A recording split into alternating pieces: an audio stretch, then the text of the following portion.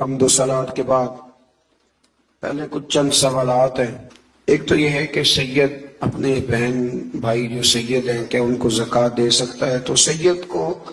فی نفس ہی صدقہ اور زکوٰۃ نہیں لگتا، کوئی بھی دے، اس لیے ان کی ویسے خدمت کریں، وہ مخدوم ہیں امت کی، کہ ویسے خدمت کریں۔ دوسرا یہ پوچھا گیا ہے کہ 50 سال کی ایک عورت ہے تو کیا وہ بغیر محرم کے عمرے کے لیے جا سکتی ہے؟ تو بھئی بات یہ ہے کہ عورت کے لیے محرم کے بغیر جانا درست نہیں ہے، چاہے عمر اس کی کتنی بھی ہو جائے۔ پھر یہ پوچھا گیا ہے کہ کسی بیوہ عورت کے پاس صدقہ اور زکوٰۃ کی خاصی رقم جمع ہو گئی ہے تو کیا وہ کسی کاروبار کے لیے ان پیسوں کو استعمال کر سکتی ہے، کسی کو دے سکتی ہے؟ جب آپ کسی کو زکوٰۃ دیتے ہیں تو آپ کے لیے تملیک شرط ہے، فقہ کا ایک جملہ ہے تملیک، مطلب یہ کہ سامنے والے کو مالک بنانا ضروری ہے۔ تو جب آپ کسی کو کسی چیز کا مالک بنا دیتے ہیں، پھر جو اس کا دل آئے وہ کرے، پھر وہ اس سے کاروبار کرے یا وہ اس سے کچھ اور کرے۔ حضرت عمر بن عبدالعزیز رحمۃ اللہ علیہ کے زمانہ مبارکہ میں ایک شخص تھا جس کو زکوٰۃ لگتی تھی، تو اتنے لوگوں نے زکوٰۃ دی تھی کہ اس نے اسی سال ہی کاروبار شروع کر لیا اور پھر اگلے سال اس نے خود زکوٰۃ دینی شروع کر دی۔ تو یہ کوئی ایسی بات نہیں ہے کہ ہم نے پیسے دیے تھے تو انہوں نے کاروبار میں لگا لیے، تو بھئی آپ نے جب دے دیے تھے تو پھر وہ جیسے ان کا دل کرے وہ ویسے کرے۔ نماز کے بعد قرآن مجید میں اور احادیث مبارکہ میں جس بنیادی چیز کا ذکر کیا گیا وہ زکوٰۃ کا ادا کرنا ہے۔ اللہ تعالیٰ نے فرمایا وَأَقِیمُوا الصَّلَاةَ وَآتُوا الزَّکَاةَ، نماز قائم کرو اور زکوٰۃ ادا کرو۔ وَارْكَعُوا مَعَ الرَّاكِعِينَ، رکوع کرو رکوع کرنے والوں کے ساتھ۔ یہ جو زکوٰۃ ہے، یہ جو صدقات ہیں، یہ اپنی معنویت اور اپنے حسن کے لحاظ سے معاشرے کے اندر ایک عجیب سی خوبصورتی پیدا کرتے ہیں۔ امیر کا غریب کے ساتھ محبت کا رشتہ قائم ہوتا ہے، ضرورت مندوں کا اہل فضل کی طرف رجحان اور ان کا پھر غریب پروری کرنا معاشرے کے اندر حسن کو، اخوت کو، بھائی چارے کو فروغ دیتا ہے۔ صدقات کے نبی کریم صلی اللہ تعالی علیہ وسلم نے جو فضائل بیان کیے اور ترغیب جو نبی کریم علیہ السلام نے ارشاد فرمائی، اس کی جاذبیت اور خوبصورتی کو اگر سمجھا جائے تو حضور علیہ السلام کا تھوڑا سا توجہ دلانا اور اس توجہ کے اندر حضور علیہ السلام نے جس طرح کی اہمیت اس چیز کو عطا فرمائی وہ عجیب سا دل کو ٹھنڈا کرتا ہے۔ اللہ کے حبیب علیہ السلام نے ارشاد فرمایا کہ یہ جو صدقہ ہے یہ تو برے خاتمے سے بچا لیتا ہے۔ اتنی بڑی بات، اتنا بڑا اجر، یعنی انسان کو سب سے زیادہ جس بات کا ڈر ہوتا ہے وہ یہ ہوتا ہے کہ اختتام کہیں برا نہ ہو جائے۔ یہ صدقہ ایک ایسی چیز ہے جو سوء خاتمہ سے انسان کو محفوظ رکھتا ہے، اور ارشاد فرمایا کہ صدقہ عمر میں اضافہ کرتا ہے، 70 مصیبتوں کے دروازے بند کرتا ہے۔ اللہ تبارک و تعالیٰ کے حبیب علیہ السلام نے اس قدر زیادہ اس کو پسند فرمایا اور اس قدر زیادہ توجہ دلائی کہ فرمایا دوزخ سے بچ جاؤ، چاہے کھجور کا ایک ٹکڑا صدقہ کر کے ہی دوزخ سے بچ جاؤ۔ یہ چیز تمہارے لیے اللہ تبارک و تعالیٰ کی بارگاہ سے بہت بڑا انعام کا سبب بنے گی کہ تمہارے لیے دوزخ سے آزادی ہوگی۔ یقیناً جس بات کے فضائل ہوتے ہیں، جس کام کے فضیلتیں ہوتی ہیں، اسے نہ کرنے کی وعیدیں بھی ہوتی ہیں۔ تصویر کا دوسرا رخ بھی ہوتا ہے، ایک کام کیا جائے گا، اس کے فضائل ملیں گے، اجر ملے گا، ثواب ہوگا، اللہ رسول کی رضا نصیب ہوگی، معاشرے کے اندر غریب پروری ہوگی، لوگوں کا خیال رکھا جائے گا، انسان کے اندر رقت قلبی پیدا ہوگی، درد دل پیدا ہوگا۔ زکوٰۃ ادا کرنے سے، صدقات کرنے سے دوسروں کے بارے میں اس کی طبیعت کے اندر ڈھیر سارے خیر کے جذبات پیدا ہوں گے۔ لیکن اگر یہ کام نہیں کرتا، وسعت کے باوجود نہیں کرتا، اس پر فرض ہے نہیں کرتا، تو یقیناً پھر اس کی وعیدیں بھی ہوں گی، اس کے لیے سزائیں بھی ہوں گی۔ نبی پاک صلی اللہ تعالی علیہ وسلم نے ارشاد فرمایا، سیاستہ میں موجود ہے، فرمایا جس مال کی زکوٰۃ نہیں دی جائے گی وہ زہریلے سانپ کی صورت اختیار کر کے قیامت والے دن انسان کے گلے کا توق بنے گا اور لوگوں کو ڈسے گا، ہوگا وہ مال ہی۔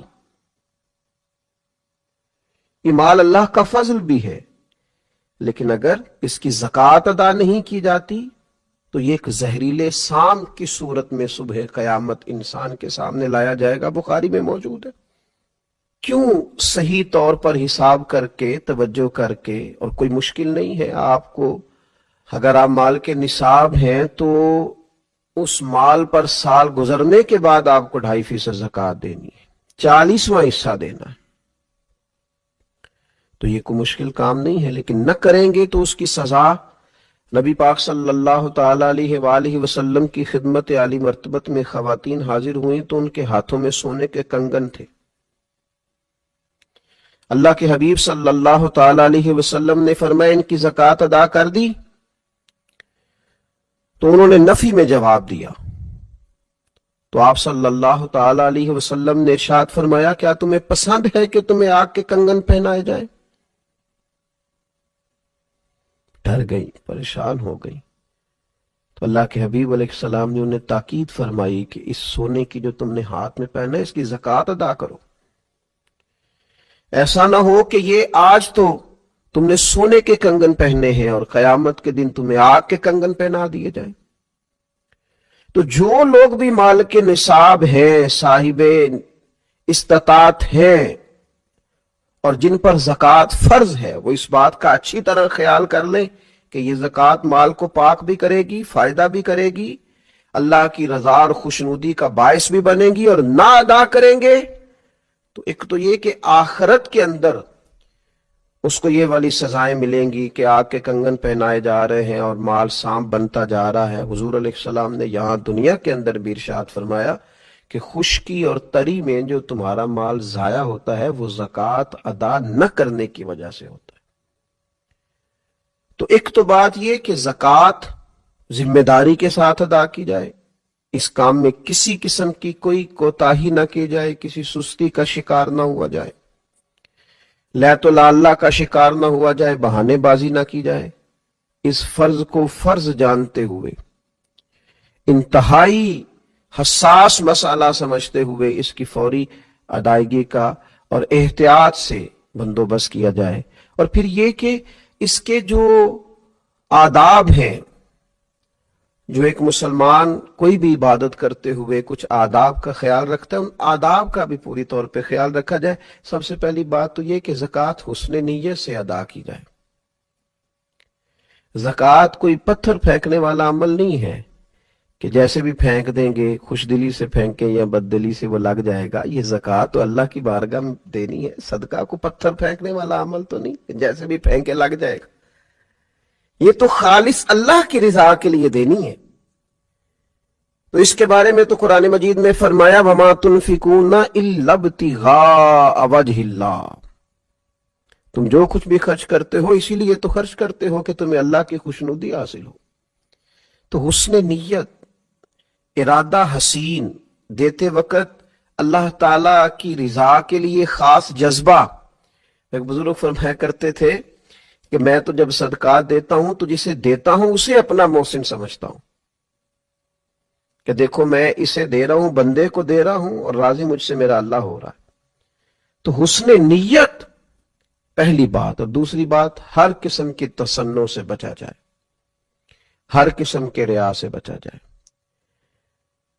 یہ دے کر کے اور کسی قسم کا بھی اگر دکھلاوے کا مزاج بنایا جائے یا کسی شخص کو کسی بھی طور پر بتایا جائے تو یاد رکھیے گا حضور علیہ السلام نے فرمایا اللہ قیامت کے دن ارشاد فرمائے گا انہی سے جا کے اجر لو جن کو دکھانے کے لیے تم عمل کرتے تھے۔ تو تصنع سے پورے طور پر اور مکمل طور پر اجتناب کیا جائے، اور پھر اسے دیا جائے اس پر احسان نہ جتلایا جائے، ایذا نہ دی جائے، تکلیف نہ دی جائے۔ ہمارے ہاں جس طرح سے لوگ کہتے ہیں آپ ابھی آ گئے، تو میرے سونے کا ٹائم تھا، کل آئیے گا، پرسوں پتہ کر لیجئے گا، ہاں میرا ارادہ بن گیا ہے، آپ صبح وقت پر آ کر لائن میں کھڑے ہو جائیے گا۔ اللہ تعالیٰ نے جب آپ کو دیا ہے تو اس طرح تھوڑی دیا ہے، معاذ اللہ۔ آپ ایذا نہ دیں، تکلیف نہ دیں۔ وہ کسی نے کہا تھا کہ لوگوں کو ملا ہے تو مقدر سے ملا ہے، ہم کو تو مقدر بھی تیرے در سے ملا ہے۔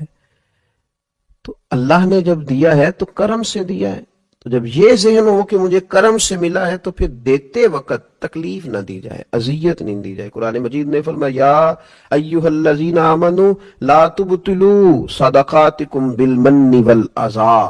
اے ایمان والو احسان جتلا کر اور ایذا دے کر اپنے صدقات کو باطل نہ کر لینا، اپنے صدقات باطل نہ کرو، احسان جتلا کر اور دل آزاری کر کے ایذا دے کر ان کو ضائع نہ کرو، باطل نہ کرو۔ تو کبھی بھی اس شخص کو جس کو آپ کچھ دے رہے ہیں، عطا کر رہے ہیں، اس کو کسی طور پر بھی کسی اذیت میں مبتلا، اگر قرآن مجید کے یہ دو لفظ سمجھ لیے جائیں نا، یا ایھا الذین آمنوا لا تبطلوا صدقاتکم بالمن والاذی، اے ایمان والو تم احسان جتلا کر، تکلیف دے کر اپنے صدقات کو باطل نہ کرو، اگر اس کو سمجھ لیا جائے تو پھر تو انسان جو لینے آئے اس کا اعزاز کرے، اسے ہر تکلیف سے بچائے کہ اللہ نے حکم دے دیا ہے کہ تم نے اپنا صدقہ باطل نہیں کرنا، کسی قسم کی تکلیف نہیں دینی سامنے والے کو۔ اور پھر چوتھی بات یہ ہے کہ عمدہ مال اللہ کی راہ میں دیا جائے، اچھی چیز اللہ کے حضور پیش کی جائے، مالک کی بارگاہ میں پیش کی جائے تو پھر خاص چیز پیش کی جائے۔ جو لوگ محبوب کو تحفہ دیتے ہیں وہ بڑا قیمتی تحفہ خرید کے لاتے ہیں اور پتہ ہے بڑا قیمتی ہے، پھر بھی اس کو سجاتے ہیں، سنوارتے ہیں، کسی خاص جگہ پہ اس کو پیک کرتے ہیں، اس کے اوپر پھول لگائے جاتے ہیں، بڑے حسین انداز میں اپنے پیاروں کے لیے تحفے بھیجے جاتے ہیں، گلدستے منگائے جاتے ہیں، یہ میرے استاد ہیں، یہ میرے بھائی ہیں، یہ میری محبت کی جگہ ہے۔ لوگ بڑے اعزاز کے ساتھ تحفے روانہ کرتے ہیں تو اللہ کے حضور پیش کرنا ہے، رب رسول کی رضا کے لیے دینا ہے۔ تو قرآن مجید نے کہا لن تنالوا البر حتی تنفقوا مما تحبون، تم ہرگز نیکی کو نہ پہنچو گے جب تک اپنی محبوب چیز راہ خدا میں خرچ نہ کرو۔ ایک شاعر نے بڑی خوبصورت بات کی تھی، اگرچہ اس نے نقشہ تو کربلا کا کھینچا ہے، لیکن اس نے کہا تھا لاش اکبر دی ویکھ حسین کیا، گل یار دی گلو نہیں لائی دیے، دائم سونے محمد دے نام تو سونی چیز ہی وارنی چاہی دیے۔ دیکھو ان کے نام پہ دینے لگے ہیں تو پھر ہم نے کس طرح کے نگینے دیے ہیں، کس طرح کا حسن دیا ہے، کیا کچھ نکال کے پیش کر دیا۔ دھرتی نے ایسے لوگ نہ کبھی پہلے دیکھے نہ کبھی بعد میں دیکھے گی۔ تو عمدہ مال پیش کیا جائے اور پھر یہ بھی یاد رکھا جائے کہ اللہ پاک ہے اور پاک چیز کوئی قبول کرتا ہے، ہمیشہ حلال اور طیب ہی اس کی راہ میں پیش کیا جائے۔ اور آخری گزارش یہ ہے زکوٰۃ دینے کے معاملے میں کہ پھر یہ ماحول نہ بنایا جائے کہ میں بانٹوں گا تو لوگوں کی نظریں اپنے سامنے جھکاؤں گا۔ شکر گزاری لوگ میری کریں گے اور بہت سارے لوگ ایسے ہوں گے جو میرے سامنے نظریں جھکاتے ہوئے گزریں گے۔ فرمایا انما نطعمکم لوجہ اللہ لا نرید منکم جزاء ولا شکورا،